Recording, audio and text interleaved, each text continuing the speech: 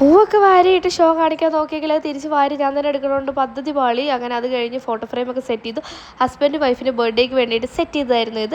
ഒരു ഫ്രെയിം, ചെപ്പൽസ്, പിന്നെ കുറച്ച് ചോക്ലേറ്റ്സ്, ഇതൊക്കെയായിരുന്നു മെയിനായിട്ടുള്ള എൻക്വയറി എന്ന് പറയുന്നത്. അതുപോലെ തന്നെ വേറൊരു സാധനം, കിടില സാധനം കൂടി ഇരുന്നു. ആരെയും ഇപ്പോൾ ആണത് സൂര്യനാണോ നമ്മളാണെന്ന് ചോദിച്ചാൽ സൂര്യൻ നമ്മളെ നോക്കി വെല്ലുവിളിച്ച് യുദ്ധത്തിന് തയ്യാറായി നിൽക്കുമ്പോൾ തിരിച്ച് നമ്മളും പ്രതിരോധത്തിന് എന്തെങ്കിലും ചെയ്യണമല്ലോ.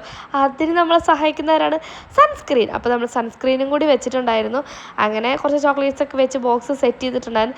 ഇപ്പോഴൊക്കെ എല്ലാവരും കുറേ ഫോർവേഡാണ്. അതായത് മേക്കപ്പ് യൂസ് ചെയ്ത് സ്കിൻ കെയർ ചെയ്യുന്നതൊക്കെ പഴഞ്ചൻ ആൾക്കാർ എന്നൊക്കെ എത്രയോ ഫോർവേഡായി എന്നുള്ളതിനാണ് ഒരുപാട് മേക്കപ്പ് ഐറ്റംസും സ്കിൻ കെയർ ഐറ്റംസും വെക്കാൻ എപ്പോഴും എൻ്റെ ബോക്സിൻസിൽ എൻക്വയറീസ് വരലുണ്ട്.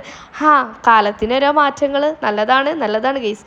അങ്ങനെ പക്ഷേ ഇതെല്ലാം ചെയ്ത് നമ്മൾ കസ്റ്റമർ ഫോട്ടോ അയച്ചു കൊടുത്ത് സംഭവം കറക്റ്റ് സമയത്തിന് ഡെലിവറി ചെയ്തു.